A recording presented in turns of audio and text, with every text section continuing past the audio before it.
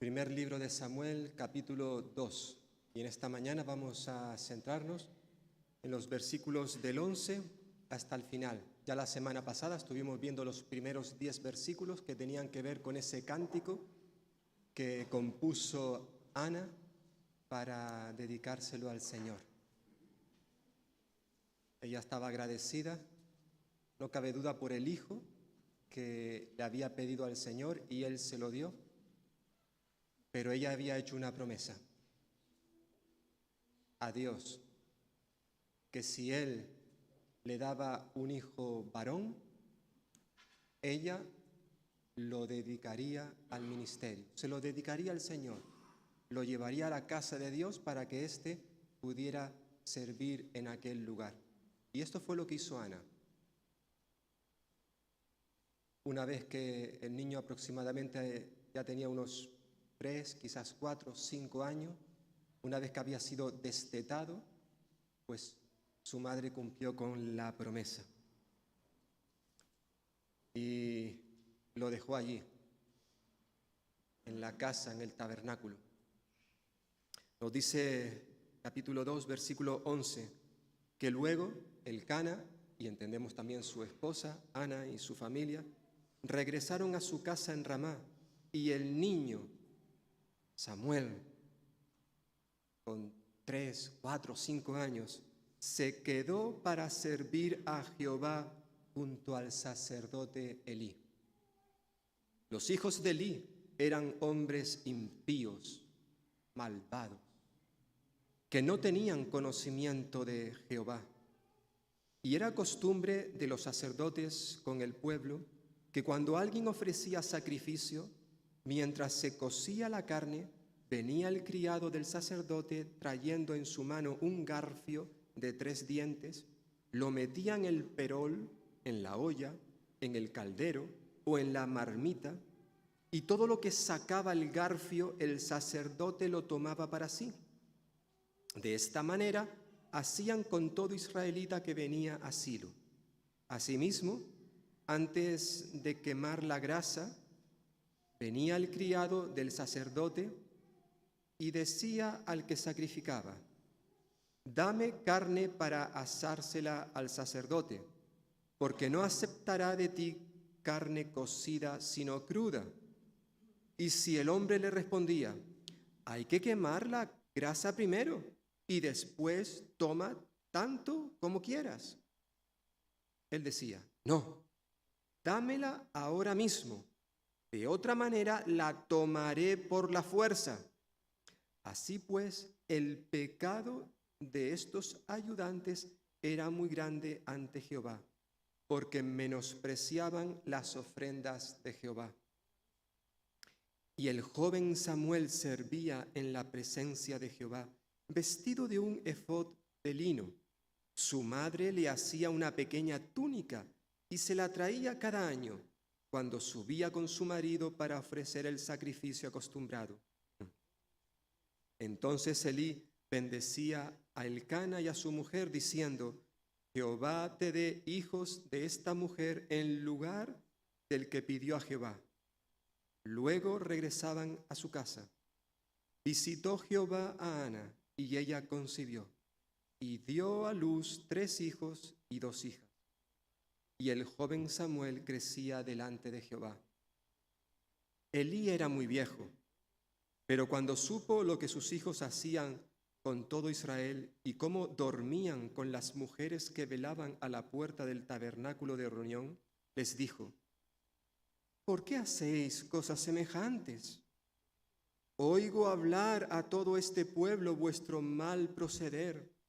No, hijos míos, porque no es buena fama la que yo oigo, pues hacéis pecar al pueblo de Jehová. Si peca el hombre contra el hombre, los jueces lo juzgarán. Pero si alguno peca contra Jehová, ¿quién rogará por él? Pero ellos no oyeron la voz de su padre, porque Jehová había resuelto hacerlos morir.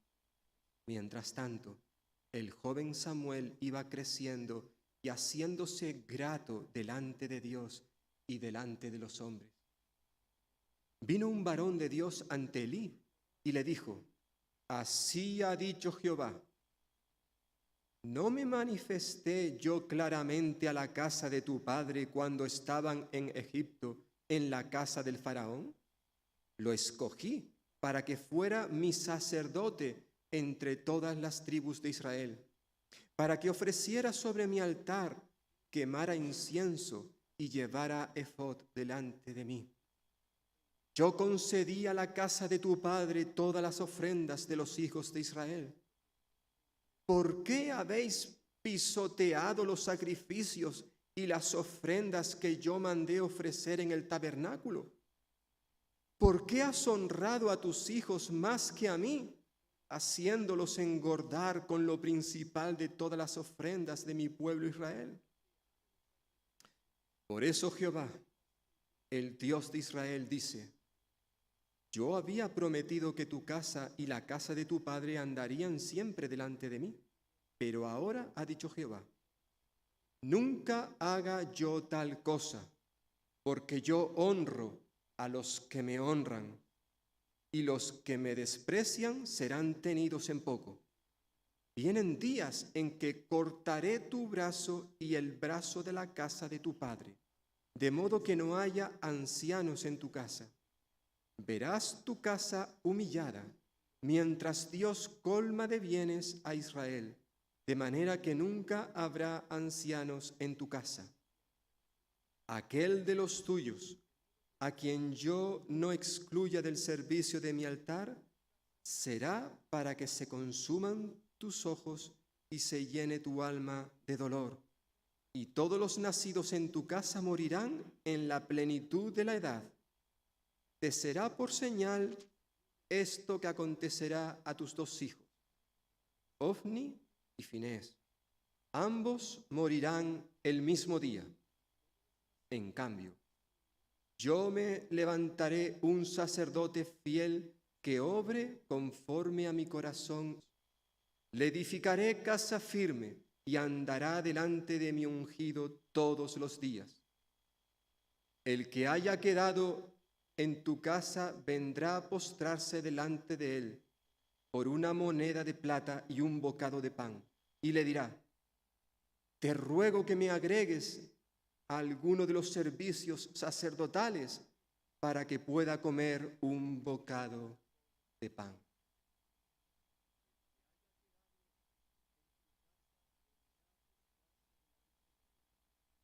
¿Qué te gustaría?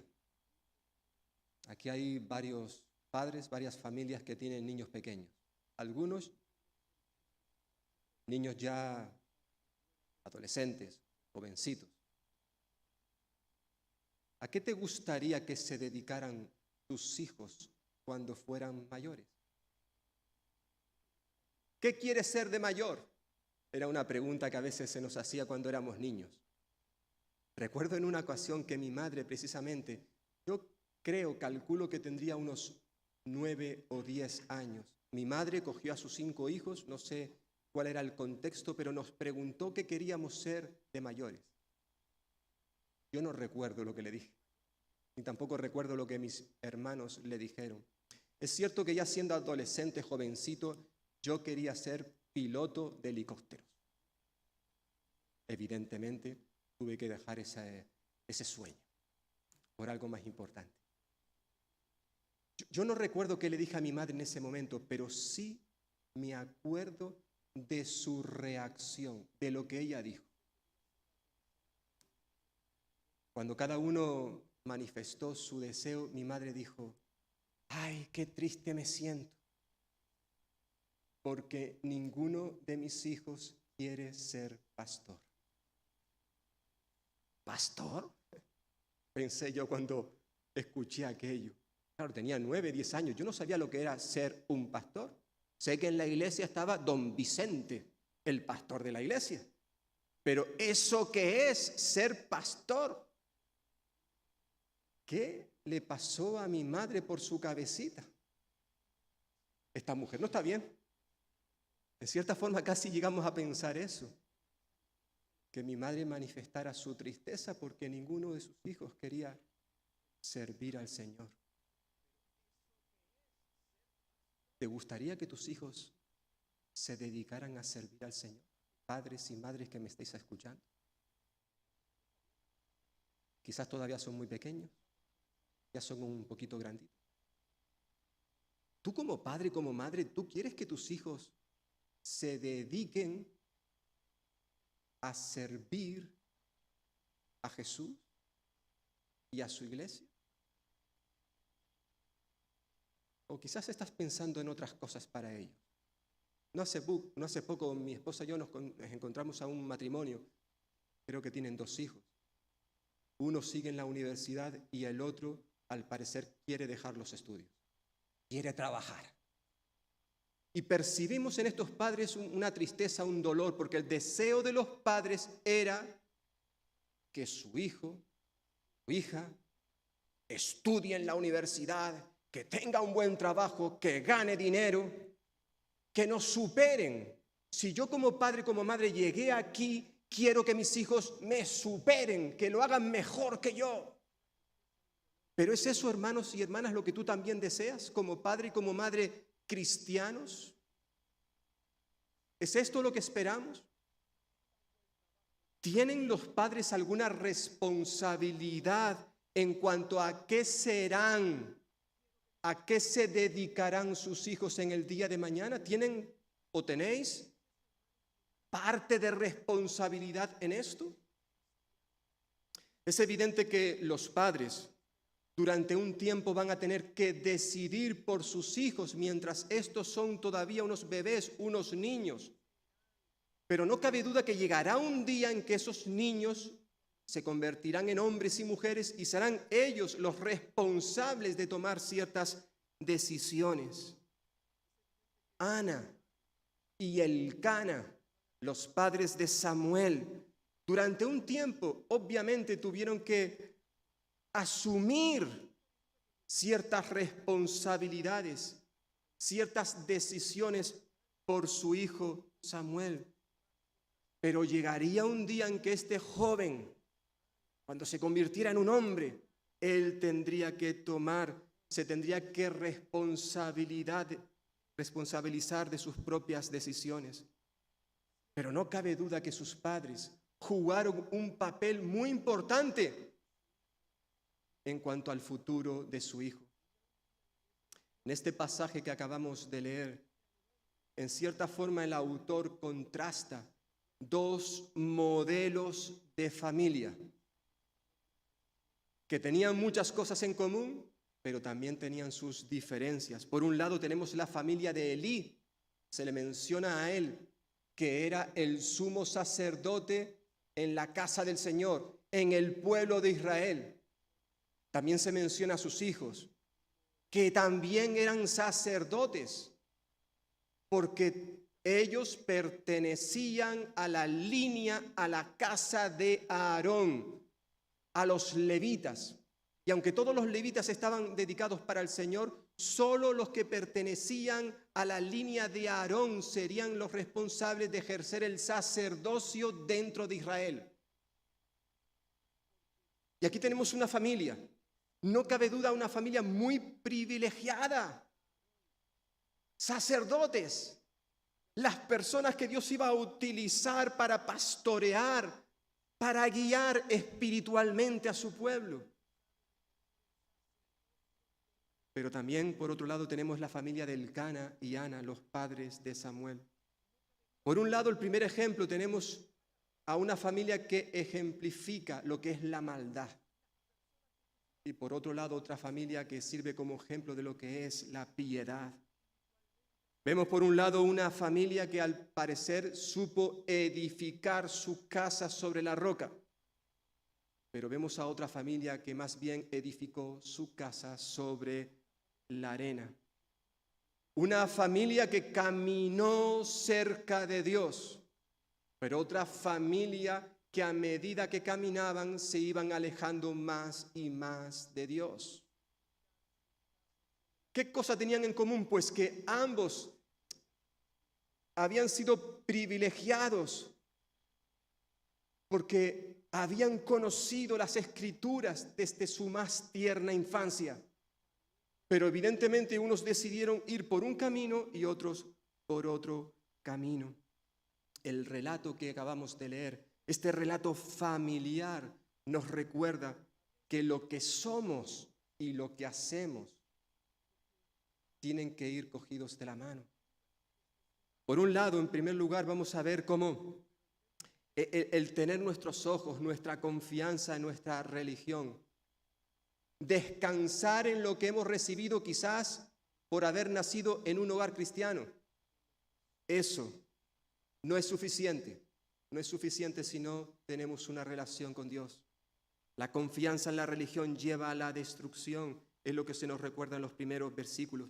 Nada más empezar este relato se nos dice que Elí, vuelvo a repetir, el sumo sacerdote de Israel, dice que tenía 2 hijos. Sus nombres ya lo vimos en el capítulo 1, versículo 3, y también al final de este capítulo eran Ofni y Finés. Y se nos dice, versículo 12, que estos hombres eran impíos, eran unos malvados, y además dice el texto que no tenían conocimiento de Dios. No tenían conocimiento de Dios si eran sacerdotes. ¿Qué está pasando aquí? En cierta forma, la historia que encontramos en estos versículos sirven como advertencia a todos aquellos que confían en su religión, confían en que sus padres son creyentes, confían en que asistiendo a la iglesia evangélica, eso les va a permitir tener la salvación, algún beneficio personal, espiritual o material. Y qué equivocados están las personas que piensan de esta forma. Espero que no haya nadie aquí en esta mañana que esté pensando en esto. Lo cierto es que el texto nos dice que estos hombres, que eran unos impíos, unos malvados, no tenían conocimiento de Dios. ¿Cuánto peligro trae el tener un conocimiento acerca de algo, alguna materia, en este caso un conocimiento de Dios, pero ese conocimiento usarlo simplemente para nuestro propio beneficio, es decir, tener un conocimiento egocéntrico? A los hijos de Elí, Ofni y Finés, la posición del liderazgo que les otorgaba el ministerio sacerdotal, evidentemente no lo supieron gestionar adecuadamente. La autoridad que asumieron por haber nacido en una familia de sacerdotes, esa autoridad se les había subido a la cabeza. Se les había subido a la cabeza. Estos 2 hombres, a pesar de haber nacido en un hogar privilegiado, a pesar, como hemos dicho, desde su más tierna infancia, se habían criado en un ambiente donde tenían el privilegio de tener la palabra de Dios, la ley, los primeros 5 libros de Moisés, allí en la casa del Señor, tener copias, poder acceder fácilmente a esas copias, a esa lectura de la palabra. Fijaos, a pesar de todos esos privilegios, nos dice el texto que no conocían a Dios. ¿Cómo puede ser posible? Es decir, lo que se nos está diciendo en este pasaje es que ellos no tenían una relación personal y real con Dios. Es evidente que tenían un conocimiento teórico, no cabe duda. Tenían mucha teoría en sus cabezas, pero ese conocimiento no era experimental. A diferencia de Ana, como veíamos la semana pasada, ella no tuvo los privilegios que tuvieron estos sacerdotes. Ya simplemente por el hecho de ser mujer no podía acceder a esos privilegios. Sin embargo, decíamos la semana pasada que Ana era una mujer que tenía un conocimiento profundo de Dios. Y así lo demuestra cuando describe ciertos atributos de Dios en su cántico. ¿Cómo era posible ese conocimiento? Muy fácil, hermanos y hermanas. Ana conocía profundamente a Dios porque era una mujer que continuamente estaba en la presencia de Dios. Ella dedicaba tiempo a orar, a comunicarse, a relacionarse con Dios. Ana era una especie de María, hermana de Marta, que le encantaba estar a los pies de Jesús para escucharle. Por eso Ana conocía a este Dios. Un Dios que los sacerdotes no conocían. Dice el dicho popular que el hábito no hace al monje. Hemos escuchado, ¿verdad?, en otro contexto. Los hijos de Elí fueron sacerdotes de nacimiento, porque eran, como he dicho, de la tribu de Leví, pertenecían a la casa de Aarón. Pero eso no los hacía personas creyentes. El pertenecer al sacerdocio no implicaba que ellos automáticamente se convirtieran en fieles creyentes, que amaran al Señor de todo corazón. No. Conocimiento sí, pero un conocimiento teórico. Y tenemos que recordar, hermanos y hermanas y amigos que nos acompañáis, sobre todo niños y niñas, o jóvenes, adolescentes, ya los niños están arriba, ¿verdad? Pero quizás los que podéis estar en esta mañana aquí, que esto sigue ocurriendo en el día de hoy. El haber nacido en un hogar cristiano, el que mis padres me traigan a la iglesia cada domingo de manera fiel y puntual, eso no me va a acercar a mí ni un solo milímetro a Dios. Los padres y madres, los abuelos y abuelas no pueden transferir su fe a sus hijos, a sus nietos. La salvación no se hereda. Para que yo pueda obtenerla, para que yo pueda ser salvo, necesito tener un encuentro personal con Jesús. Necesito ir a sus pies y pedirle perdón por mis pecados, arrepentirme de ellos. Somos salvos, dice el apóstol Pablo, por gracia. La gracia es un regalo de Dios que no merecemos, pero que Él nos la da. Nos la da. Y somos salvos por medio de la fe, pero fe en una persona llamada Jesucristo. Jesucristo. Tristemente, el conocimiento que tenían estos dos sacerdotes era un conocimiento egocéntrico. Solo pensaban en ellos. Lo cierto es que el conocimiento sin conocimiento envanece. Uno de los peligros de adquirir conocimiento es que nos lleva a pensar solo en nosotros mismos, nos vuelve egoístas. El apóstol Pablo precisamente advirtió de esto a la iglesia en Corinto, cuando les dijo, 1 Corintios 8:1, el conocimiento envanece. La palabra griega que ahí Pablo utiliza es una palabra que hace referencia a inflarse.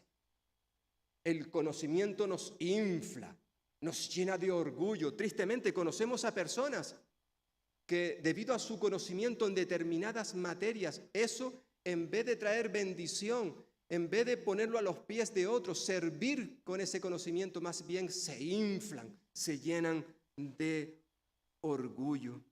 El conocimiento, como he dicho, sin conocimiento es destructivo. El pueblo de Dios precisamente, recordará el profeta Oseas, fue destruido por falta de conocimiento. Recordaremos aquel pasaje cuando vimos hace ya unos años el libro de Oseas. Decía el Señor, mi pueblo fue destruido porque le faltó conocimiento. Se está dirigiendo de manera especial a los sacerdotes. Por cuanto desechaste el conocimiento, yo te echaré del sacerdocio. Puesto que olvidaste la ley de tu Dios, también yo me olvidaré de tus hijos. El profeta Oseas señaló que todo el pueblo, con sus líderes a la cabeza, eran culpables de rebelión contra Dios y por eso iban a ser juzgados y condenados. Especialmente en ese pasaje se nos recuerda, especialmente los sacerdotes fueron considerados como los principales responsables de lo que estaba sucediendo en Israel. ¿Por qué? Porque, entre otras cosas, se alimentaban de los pecados del pueblo. Se está refiriendo a las ofrendas pecaminosas. Versículo siguiente, 7 y 8 dice: cuantos más eran los sacerdotes, más pecaban contra mí. Por tanto, cambiaré su honra. Ese privilegio que tenían ellos como sacerdote, el Señor lo iba a cambiar por deshonra, por afrenta. Dice el Señor que estos sacerdotes viven del pecado de mi pueblo. Por eso anhelan que mi gente peque. ¿Qué es lo que está diciendo aquí? ¿Qué es lo que estaba sucediendo? Pues precisamente lo que también hemos leído en 1 de Samuel capítulo 2. Lo que estaban haciendo los hijos de Elí. Cuando el pueblo de Dios cometía algún pecado, estaban obligados a llevar un animal delante de los sacerdotes para que este animal fuera sacrificado. Y era posible que ese animal, una vez sacrificado, una parte le correspondía al Señor, pero también los sacerdotes tenían derecho legítimo a coger una parte de ese animal. Era algo que Dios había instituido. Por ejemplo, allí en Levíticos capítulo 7. ¿Cuál era el problema entonces? Pues bueno, el problema era el pecado de los sacerdotes. Es que ellos abusaban de ese derecho, Lo convertían en un medio para tener ganancias personales. Ellos deseaban a menudo que el pueblo de Israel pecasen, porque cuanto más pecaban, ellos luego tenían que ir a llevar sus ofrendas, sus animales ante el Señor.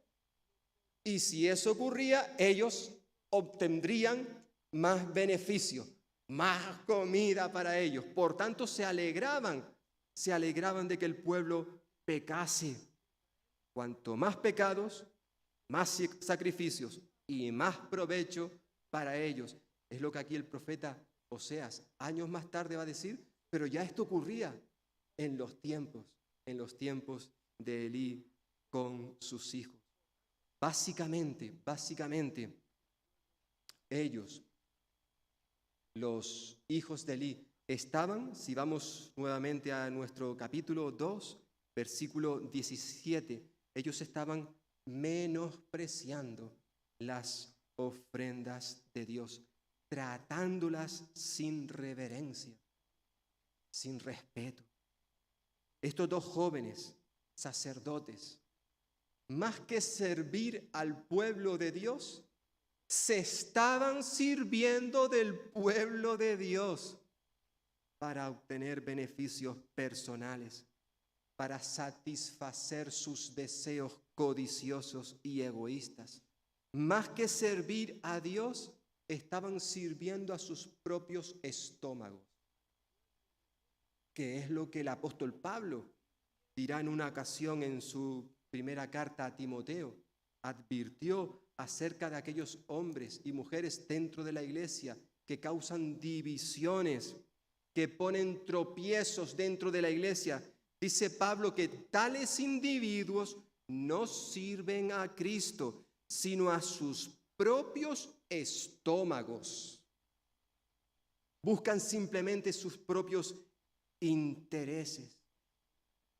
Esto, querido hermano y hermana, es lo que estaban haciendo los hijos de Elí. Es cierto, ellos tenían derecho a tomar de ese sacrificio una parte, pero ellos estaban abusando y por tanto menospreciando las ofrendas de Dios. Y esto era un pecado grave. Cuando hay personas que, aprovechando su posición de autoridad, de liderazgo dentro del pueblo de Dios, aprovechan esas circunstancias para obtener ganancias deshonestas. Por eso decía el apóstol Pablo que una de las características, una de las cualidades principales que tienen que tener aquellos que van a servir en la iglesia, en el pastorado, en el ancianato, Aunque esto es para todos los creyentes, pero de manera especial para estos, dice Pablo que estos no pueden ser codiciosos de ganancias deshonestas, porque eso va a traer un serio problema luego a la iglesia. Pero esto es lo que vemos en los hijos de Elí. Tristemente llegaron a esta situación porque en ningún momento hubo corrección. Estos chicos, no sabemos cuánto tiempo llevaban haciendo esto, pero nadie fue capaz de disciplinarles. Por eso el pasaje también nos recuerda la importancia de la disciplina, que ésta pueda ser ejercida en el tiempo oportuno, antes de que el árbol crezca. Si vemos que se está torciendo, qué importante es poner una varita, una caña que le guíe para crecer recto, porque si el árbol crece torcido, ya es imposible enderezarlo. Cierto es que estos jóvenes en ningún momento fueron confrontados con su pecado. Y esta era responsabilidad de su padre especialmente. Como sacerdote y como juez, no olvidemos que era el penúltimo de los jueces que tuvo Israel. El último sería Samuel. Lo cierto, hermanos y hermanas, es que cuando sabemos hacer el bien y no lo hacemos, eso es un pecado. Es lo que dirá Santiago en su carta, capítulo 4, versículo 17. Lo más triste de esta historia es saber que aunque Elí, el padre de estos dos chicos, él conocía la clase de vida que estaban teniendo sus hijos, a pesar de que lo sabía, no hizo nada para impedirlo. Por eso veremos en su momento capítulo 3, capítulo siguiente, versículo 13. El Señor dice que le va a mostrar a Elí, le va a mostrar que el Señor iba a juzgar su casa para siempre por la iniquidad que él sabe, porque sus hijos han blasfemado contra Dios y él, Elí, su padre, no se lo ha impedido. No se lo ha impedido. Como padre, y como he dicho también como juez y como sacerdote, tenía la obligación de disciplinar, confrontar a sus hijos, pero no lo hizo. Tristemente, no solamente se menciona esta actitud de menosprecio hacia las ofrendas destinadas para Dios, hemos señalado, sino que además tampoco Elí hizo nada en cuanto al comportamiento inmoral que sus hijos estaban teniendo, los cuales, dice el versículo 22, que ellos también, entre otras cosas, se dedicaban a tener relaciones sexuales con las mujeres que trabajaban a la puerta del tabernáculo. No sabemos exactamente cuál era el trabajo de estas mujeres, pero había mujeres que servían en la casa del Señor. Y los sacerdotes, aprovechando su posición y su condición de líderes espirituales, usaban a estas mujeres para satisfacer sus deseos íntimos.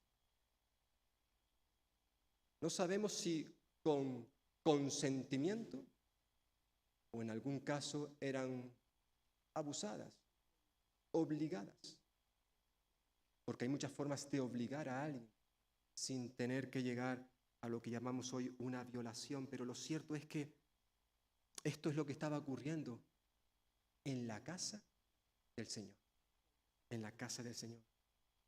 Y tristemente, hermanos y hermanas, tenemos que confesar con mucha tristeza, con mucho dolor en nuestro corazón, que esto que hacían los líderes espirituales en la casa del Señor en el pasado, sigue ocurriendo en nuestros días.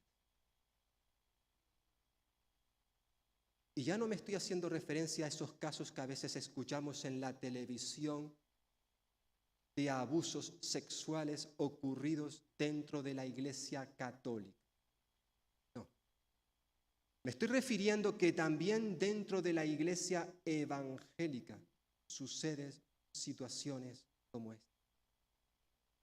Muchos de nosotros leímos en su momento, hace unos meses, creo que en el mes de mayo, las noticias que aparecían en la página web cristiana Actualidad Evangélica, entre otras, donde se nos decía que la denominación evangélica más grande de los Estados Unidos había estado encubriendo, tapando abusos sexuales de cientos de sus pastores, líderes, que habían cometido abusos sexuales durante 20 años. Habían estado tapando, encubriendo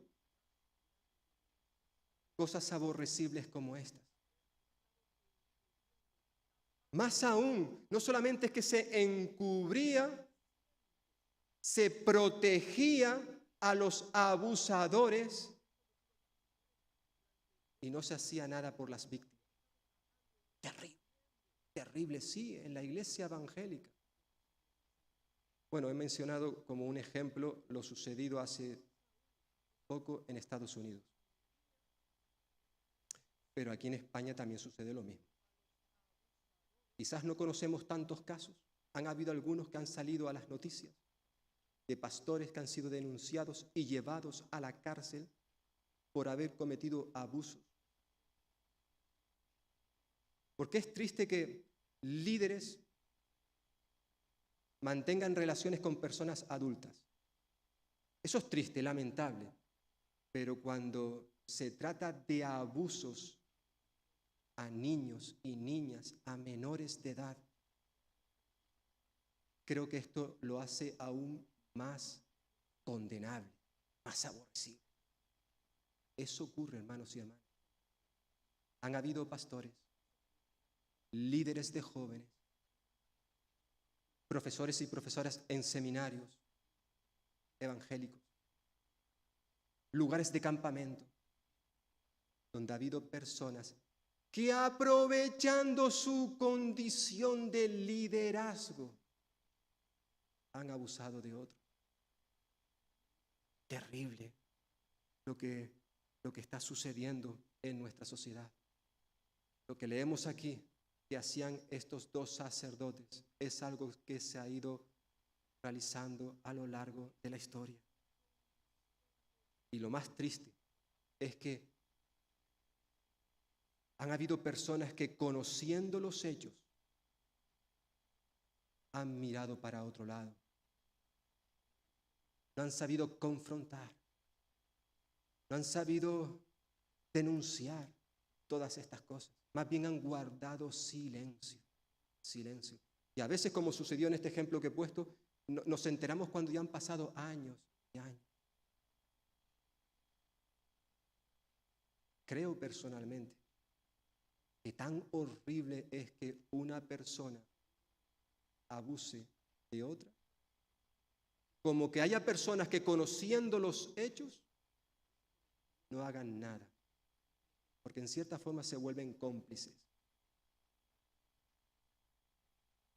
Que el Señor nos libre a nosotros, o que nos ayude, para que si un día tenemos que confrontar un caso como este, podamos actuar como tendríamos que hacerlo. Que no miremos para otro lado. Evidentemente eso implicará tener que pagar un alto precio. Pero no podemos olvidar a esos niños y niñas lo que han tenido que pasar. Algo que les marcará para el resto de sus vidas. ¿Que hay sanidad? Sí. ¿Que hay restauración? Sí. Dios puede hacerlo.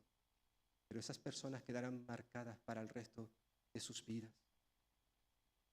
La práctica de la disciplina era necesaria, porque es una forma de mostrar también amor hacia el pecador. Por eso decía el apóstol Pablo, el conocimiento envanece, pero el amor edifica. El amor edifica. Este relato deja ver claramente que Elí era realmente un hombre de carácter débil. Como sacerdote, hemos dicho, como juez, tenía que haber mantenido firme y disciplinar a sus hijos. Pero en vez de hacer esto, lo que hizo fue más bien darles un pequeño tirón de orejas a sus hijos. Versículos 23 y 25. Simplemente un pequeño tirón de oreja. No los reprendió, o mejor dicho, sí, los reprendió, pero con demasiada suavidad, Es cierto que en este momento de la historia, versículo 22, se nos dice que Elí era muy viejo, ya era muy mayor, y era evidente que había perdido todo el control sobre sus hijos. Es cierto, hasta el punto de que incluso ya sus hijos ni querían escuchar la voz de su padre. Versículo 25.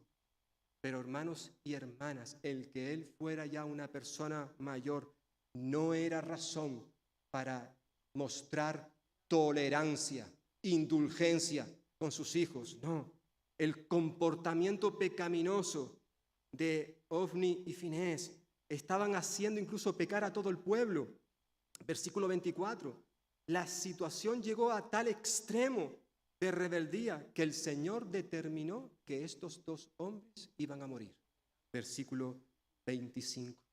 Elí mostró ser un hombre que no tenía valor, no tenía coraje para ejercer la disciplina en su hogar.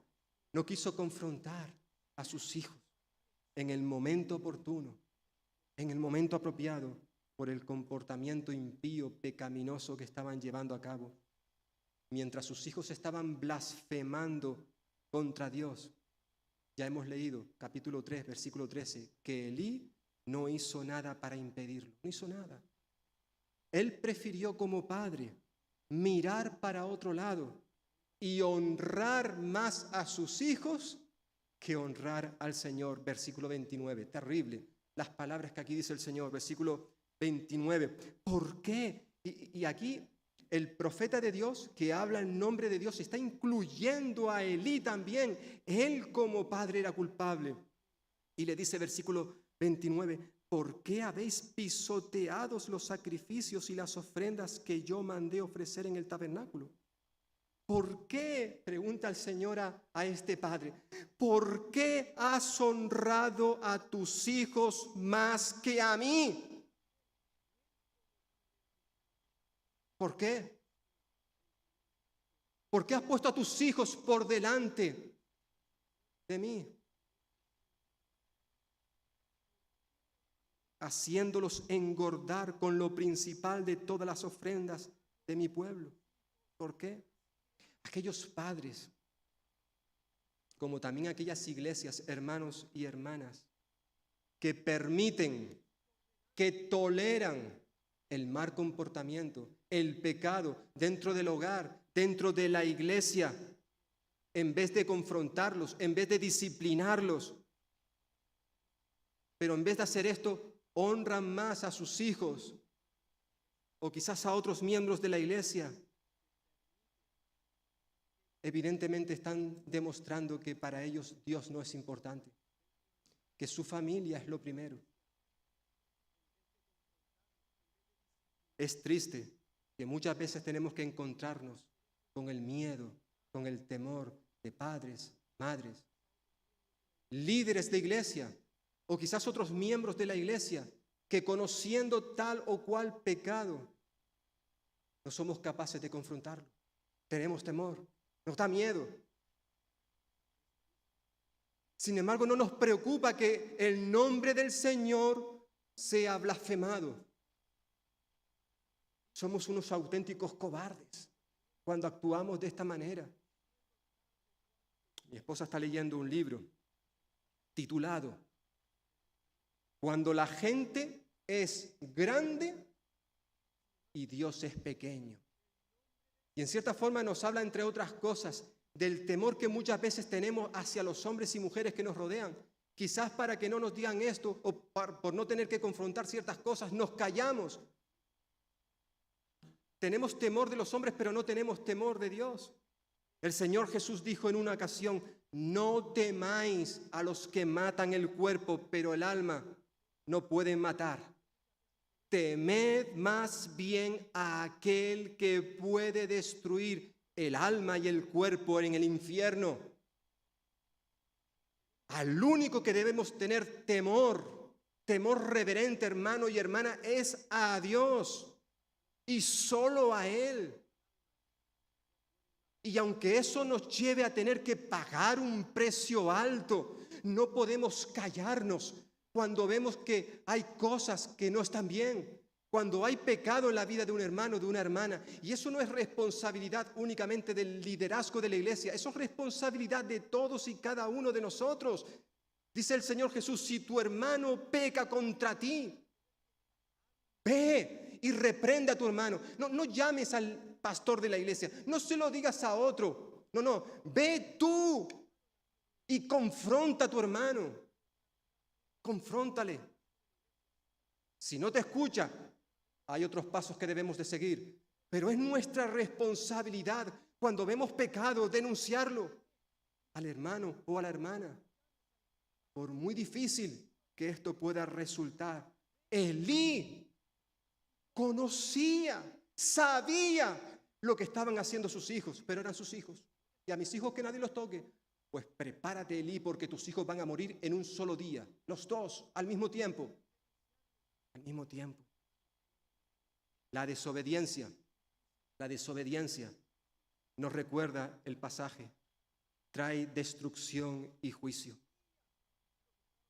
Dios no iba a permitir que esta familia se saliera con la suya, ya que Elí como padre, como cabeza de familia, no cumplió con su responsabilidad. Dios tuvo que enviar a un profeta, a un varón suyo, para que hablara en nombre de él, para que le dijera a Elí cuáles iban a ser las consecuencias de sus pecados.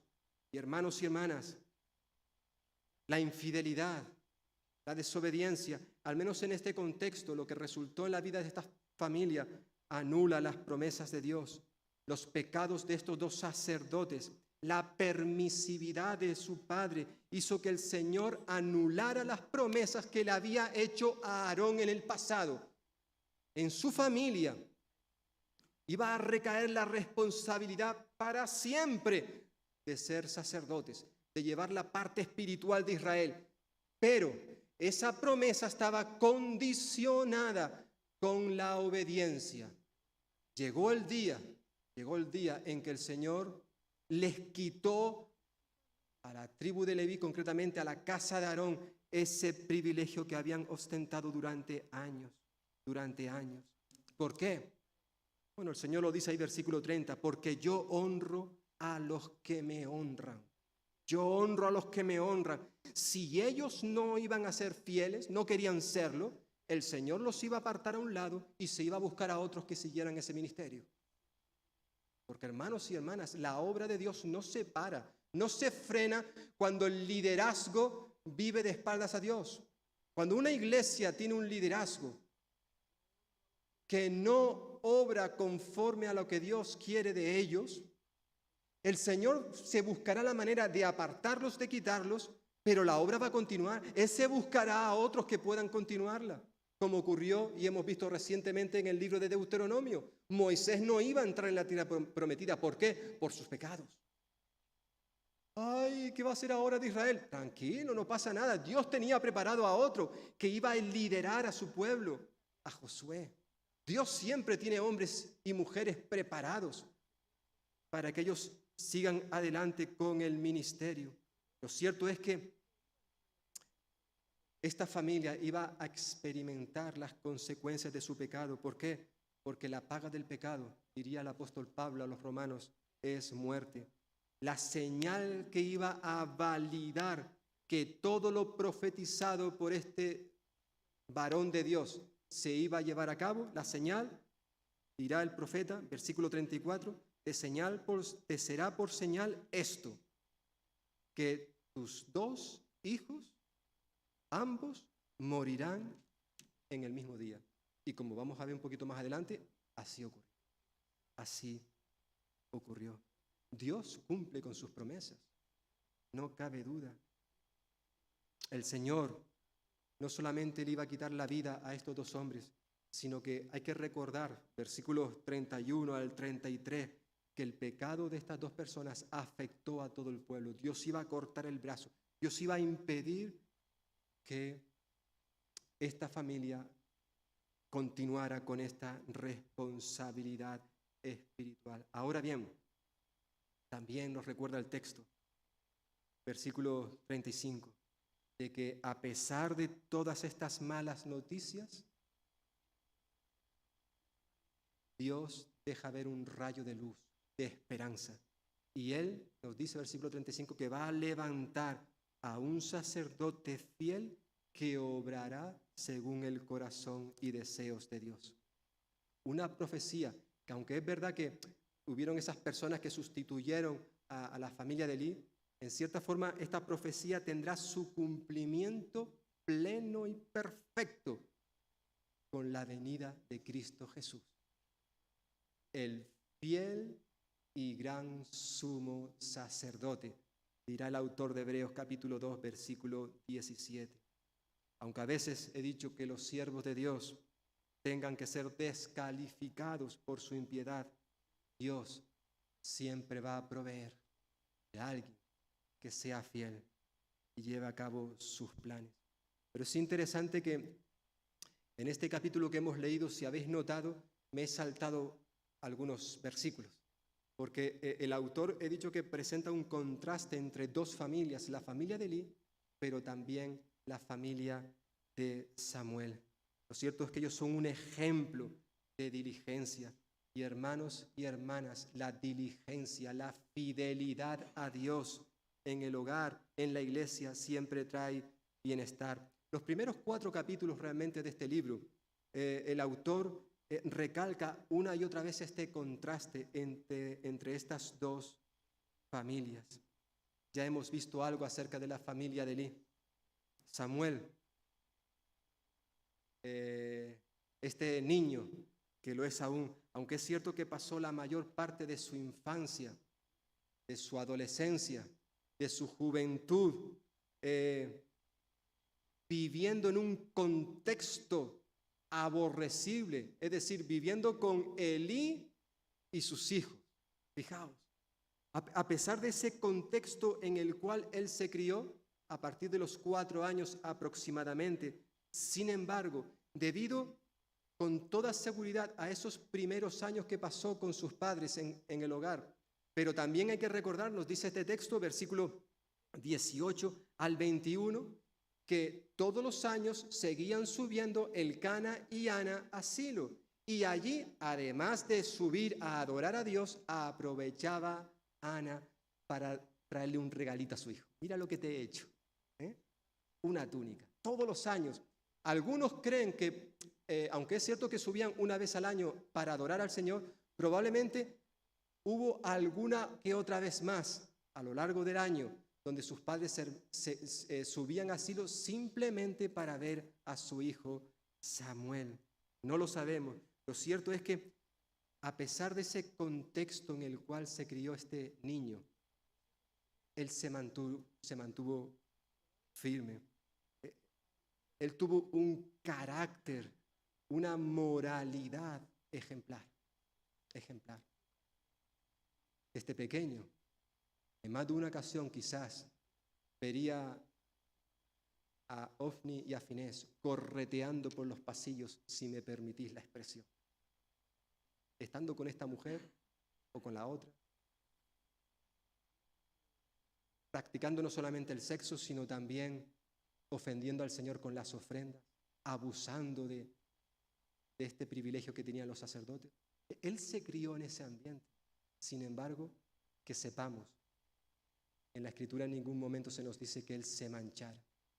Queridos jóvenes que me estáis escuchando en esta mañana, yo siempre pienso que los jóvenes de hoy tienen más problemas que el resto de la iglesia cuando éramos jóvenes. Y yo no sé si eso es correcto, porque lo cierto es que todas las épocas, todas las edades, la juventud siempre ha tenido sus peligros, sus luchas como creyentes. Samuel tuvo sus luchas constantes. Él podía haber decidido seguir el camino de estos dos jóvenes. estos dos sacerdotes. Él podía haber hecho lo mismo, pero no se dejó influenciar por lo que tenía a su alrededor. Y querido joven que me estás escuchando, tú también vas a tener que experimentar esto cada día en el lugar donde el Señor te ha puesto, quizás en el instituto, la universidad, en el trabajo. La presión puede ser muy grande. Todo tipo de presión, también ahí está la sexual, por supuesto. Y tú tienes que decidir si escoger ese camino o seguir fiel al Señor. Tú decides. Samuel decidió qué es lo que quería ser de mayor. Yo quiero servir al Señor. Ya no solamente porque es lo que me han inculcado mis padres, sino ya por voluntad propia. Yo quiero ser fiel al Señor. Lo cierto es que la familia de Samuel es una familia que mostró devoción a Dios. Él pasó la mayor parte de su infancia y adolescencia sirviendo a Dios. Versículo 11, versículo 18, no se nos dice qué tareas se le asignó a este niño, probablemente unas tareas adecuadas para su edad. Bueno, sí se nos dirá en el capítulo siguiente que él abría y cerraba la puerta del tabernáculo. ¡Wow! Importante. Alguien abre y cierra la puerta. Lo cierto es que él fue un ejemplo para nosotros en el día de hoy. Samuel había sido educado, enseñado por sus padres, primeramente. Luego también por Elí, que tuvo sus cosas malas, pero entendemos que también sus cosas buenas. Hizo un buen trabajo con Samuel. No lo hizo con sus hijos, pero sí con Samuel.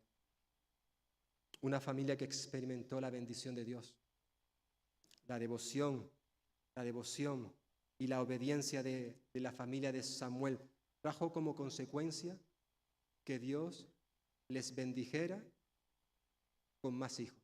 Ana, recordemos, no podía tener hijos. Y desde el momento que Dios le dio a Samuel, luego nos dice, versículos que tenemos ahí delante, versículos 20 y 21, que Ana tuvo más hijos, al menos 5 hijos más, 3 varones y 2 chicas. En cierta forma ella puso en práctica lo que diría el Señor Jesús: buscad primeramente el reino de Dios y su justicia. Busquemos en primer lugar honrar, adorar, servir, hacer la voluntad de Dios, y cuando lo hacemos, el Señor va a bendecir. Lo hizo con esta familia, aunque no cabe duda que la mayor bendición para esta madre fue el ver servir en la casa del Señor a su hijo Samuel. Y no solamente verle servir, sino nos dice versículo 21 y 26 que mientras te estaba pasando todas estas cosas, nos dice que el joven Samuel iba creciendo junto al Señor, versículo 21. Y versículo 26 se nos dice que iba creciendo y haciéndose grato delante de Dios y delante de los hombres. Es decir, Samuel no solamente crecía físicamente, sino también crecía socialmente y espiritualmente, delante del Señor. Y hermanos y hermanas, padres y madres que me estáis escuchando, ¿no es esto lo que vosotros también deseáis de vuestros hijos? El verlos crecer, no solamente física, sino también social y espiritual. Verlos crecer en el Señor. Ver que son hombres y mujeres que aman a Dios. Sí, es importante la carrera, el trabajo que tendrán en el día de mañana, pero lo principal que debería desear un padre y una madre cristiano es que sus hijos sean del Señor y también que sirvan al Señor allí donde Él les ha puesto. Puede ser a tiempo completo en su obra o quizás en una profesión, pero que puedan servir al Señor. Familias perfectas, hermanos y hermanas, no existen. Pero todos podemos hacer, como creyentes, todos podemos hacer que nuestros hogares, nuestras iglesias se conviertan en espacios donde tanto niños, adolescentes, jóvenes, adultos, ancianos, todos sean respetados, valorados, amados, edificados, disciplinados si es necesario, y que esto nos permita crecer como iglesia, como creyentes, y no solamente en el aspecto físico, sino también crecer, como el joven Samuel. Y luego también se dirá lo mismo del Señor Jesús, que iba creciendo en la gracia de Dios, en sabiduría, en todos los aspectos. También el Señor Jesús es un modelo para nosotros. Por tanto, que el Señor nos ayude, cada uno de los que estamos aquí en esta hora, como iglesia, como familias, para que podamos aplicar estas lecciones también a nuestra vida.